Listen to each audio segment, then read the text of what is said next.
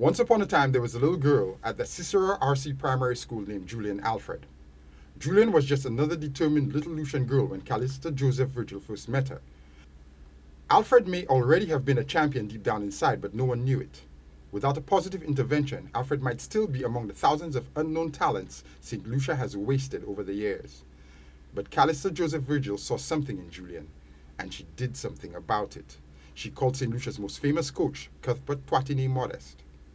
Miss Joseph was not really Julien's teacher. She was a special ed teacher and a librarian.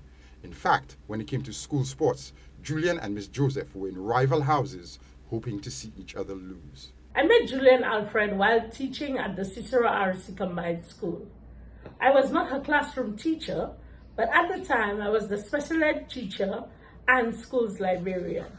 During that period, I was responsible for Fede House and Julien was in George House. There are 4 houses in the school: Branch, Fede, George, and Reed, named after past principals. And boy, was there rivalry between Fede and George. Being in different houses didn't stop Miss Joseph from seeing the champion inside little Julien. Julien's performances on the track triggered something inside Miss Joseph. I was very impressed with her during our inter-house school sports. She was an outstanding and humble athlete. It was during that time that I recommended her and another student to Cuthbert Twatine Modest. He was a very good coach, as he was my daughter Chrissy's coach.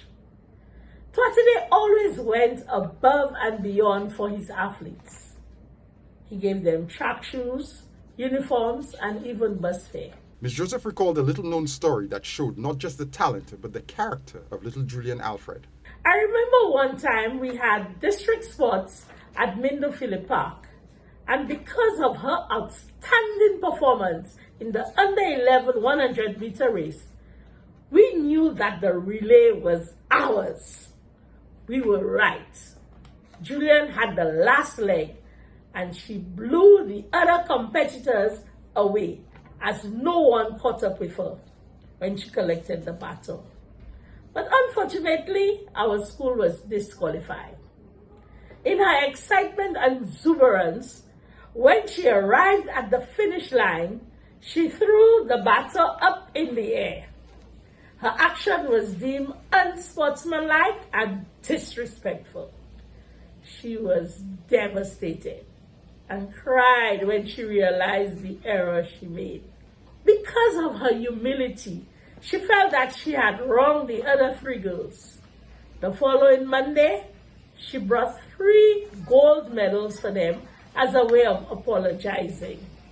I can't recall if those were medals she had won or medals that were bought for her that showed the humility and sportsmanship of the child at the time. Julien is not the only one with humility, however. Miss Joseph refuses to take all the credit for putting Julien on the path that made her an international track star. I will say that every teacher at the school was involved in her development. On the other hand, if it has to do with sports, then it was the 2 sports teachers that were there during that time in the persons of Mr. Edwin Norbert and the late Mr. Simeon Stephen, as well as the teachers of George House, Mr. Felix Murray Nathan Brown, Mrs. Sophie Giraro, Mrs. Brenda Lewis, and Miss Samantha Simon. Teachers are a special breed, but not all great teachers intend to be great teachers. Some happen quite by accident. Miss Joseph was in the hospitality industry when she had a baby and went into teaching to have more time to be a mother. After 5 years at Otsa Primary, she transferred to Cicero RC Primary to ease transportation. I went to Cicero in 1995, the same year I got married, and spent 21 years there. In 2016, I was accepted as a staff member of the District 4 Education Office as the Literacy and Special Education Coordinator until 2022, when I retired in October of that year. It took a long sequence of happy accidents and divine interventions to put little Julien in front of someone like Miss Joseph, who knew how to call Coach Twatine and link the future star with the indefatigable coach. Nowadays, Miss Joseph is a relaxed retiree.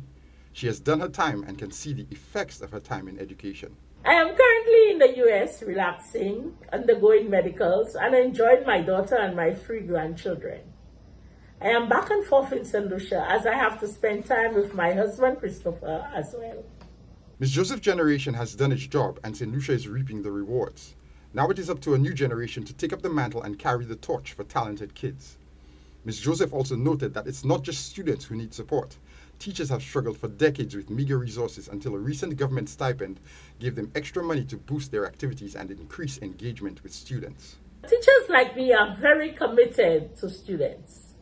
We don't only concentrate on those assigned to our classes, but we look out and try to assist as many children we can.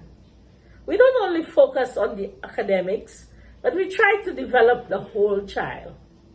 We pay attention to all the children in the school. We treat all the children as if they were our own. We never had enough money to do what we had to do. That's why I'm glad teachers are getting an extra amount in September. Finally, a good teacher does not seek credit. A good teacher celebrates achievement. I would like to say how very proud I am of Julien. I knew she would have made us proud in Paris. She went above and beyond that. May God continue to bless and guide her in all her future endeavors. Bravo, Julien! We can only hope that all teachers could be this attentive and inspiring. For Choice News Now, I'm Jason Seafley.